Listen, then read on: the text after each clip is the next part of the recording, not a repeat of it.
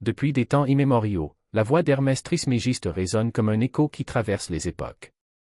Le sage des Écritures anciennes ne nous a pas seulement laissé des énigmes à déchiffrer, mais une véritable carte à ceux qui veulent la voir.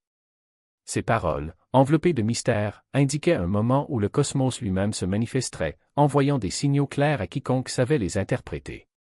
Et aujourd'hui, face à un spectacle céleste sans précédent, nous ne pouvons ignorer la question qui persiste à nous hanter: ces événements extraordinaires font-ils partie du message qu'il a tenté de nous transmettre? Les cieux n'ont jamais été aussi éloquents. 4 supermoons d'affilée, phénomène qui ne s'est plus répété depuis des décennies, illuminent nos nuits avec une intensité presque palpable. Chacun d'eux n'est pas seulement un spectacle de beauté, mais une vocation puissante. Lorsque la Lune s'approche de la Terre, son énergie se multiplie, réveillant quelque chose de profond en nous. Et si cette séquence n'était pas une simple coïncidence? Et si, comme Hermès le prédisait, l'univers nous avertissait d'un changement imminent, d'un tournant qui réclame notre attention? Hermès Trismégiste voyait le cosmos comme un langage vivant, un dialogue constant entre les étoiles et l'humanité. Pour lui, chaque mouvement dans le ciel n'était pas seulement un phénomène astronomique, mais un message délibéré, un murmure cosmique qu'il appelait le langage des étoiles. Les constellations ne bougent pas au hasard. Chaque lueur, chaque alignement, chaque ombre projetée est comme un mot dans une phrase plus large, une invitation à déchiffrer ce que l'univers tente de nous dire. La maxime, comme en haut, ainsi en bas, résume sa sagesse: ce qui se passe dans les cieux se reflète directement sur nos vies, sur nos esprits, sur notre destin. Et qu'en est-il des éclipses? Ce ne sont pas seulement des moments d'obscurité passagère. Pour les anciens, et certainement pour Hermès, c'étaient des signes cosmiques, des miroirs qui révèlent ce que l'on préfère habituellement ignorer. Une éclipse ne cache pas seulement la lumière, elle expose les ombres que nous portons, les peurs que nous évitons, les vérités auxquelles nous résistons. C'est comme si l'univers nous tendait un miroir, nous mettant au défi de regarder au-delà des illusions quotidiennes et de nous demander: vivons-nous vraiment en harmonie avec notre objectif le plus profond? Ces moments d'obscurité sont des fenêtres d'opportunité. De brèves pauses qui nous invitent à réfléchir, à nous plonger dans nous-mêmes et à nous confronter à ce que nous laissons habituellement de côté. Et lorsque les supermoons se succèdent, illuminant le ciel avec une force inhabituelle, on sent quelque chose d'ancien s'éveiller en nous. Une urgence de se libérer, d'abandonner ce qui ne nous sert plus. Hermès appelait cela la grande purge, un appel de l'univers à abandonner les illusions qui nous emprisonnent.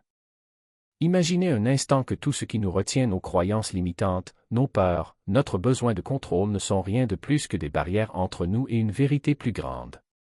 L'univers semble nous demander: êtes-vous prêt à lâcher prise? Êtes-vous prêt à abandonner ce qui vous empêche de vous connecter à quelque chose d'infiniment plus grand? Il ne s'agit pas ici de perte, mais de libération. Une invitation à nous aligner sur notre véritable chemin, même si le processus semble intense ou difficile. Et si, au lieu de résister, nous embrassions cette transformation? Et si nous considérions ces signes comme un appel à quelque chose de plus grand, un pas vers l'unité et un objectif collectif?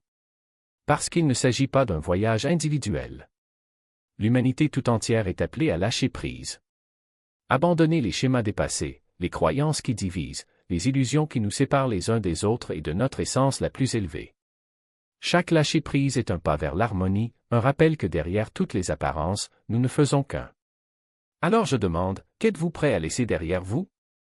Êtes-vous prêt à croire que ce que vous abandonnez aujourd'hui fera de la place à ce qui compte vraiment demain? Parce que les signes dans les cieux ne s'arrêtent pas là. Les éclipses, les superlunes, les alignements planétaires insolites, tout semble converger vers le même point, comme les chapitres d'une histoire cosmique se déroulant sous nos yeux. Et si ces événements n'étaient pas aléatoires, mais faisaient partie d'un alignement plus vaste, nous préparant à quelque chose que nous ne pouvons pas encore voir? Hermès a parlé de ces moments comme de points d'influence profonde, d'occasions au cours desquelles nos choix se répercutent bien au-delà du moment présent, façonnant les destins. Lorsque les planètes s'alignent, elles amplifient les énergies, créant des opportunités uniques pour ceux qui y prêtent attention. L'univers ne se contente pas de nous observer, il nous invite à participer. Et la dernière question est: sommes-nous prêts à écouter? Et si ce n'était pas seulement une phase passagère, mais le prélude à une évolution qui transcende les générations? Les alignements cosmiques ne sont pas de simples phénomènes astronomiques, ce sont des portails. Et chaque portail nécessite une clé. Votre clé est la conscience.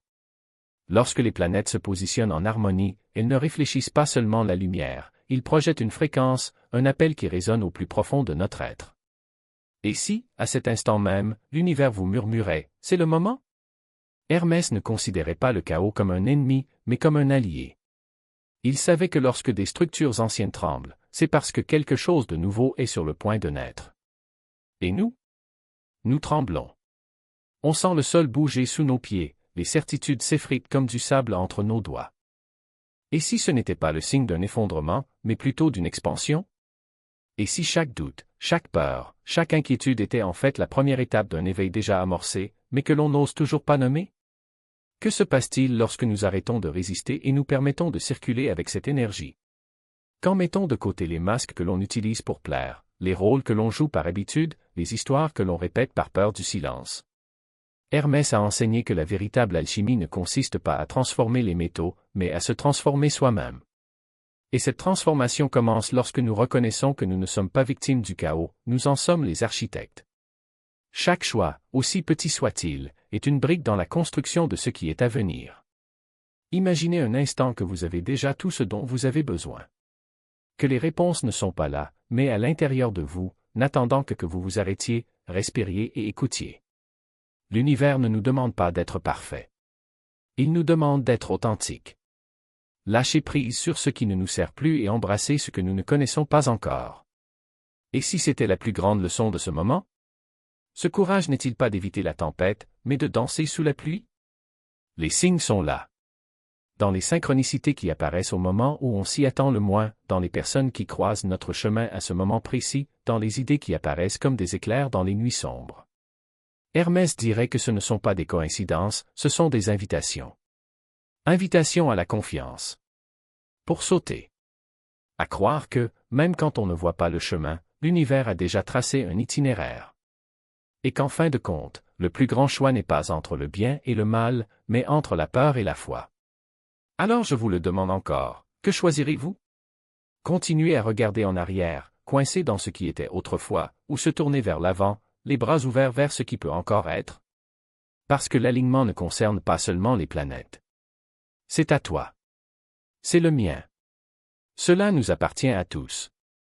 Et l'avenir n'est pas écrit dans les étoiles, il s'écrit maintenant, en ce moment même, par les choix que nous faisons. La question ultime n'est pas « que va-t-il se passer ?», mais « que vais-je faire de ce qui se passe ?» Et la réponse, comme toujours, se trouve en vous. Écoutez simplement.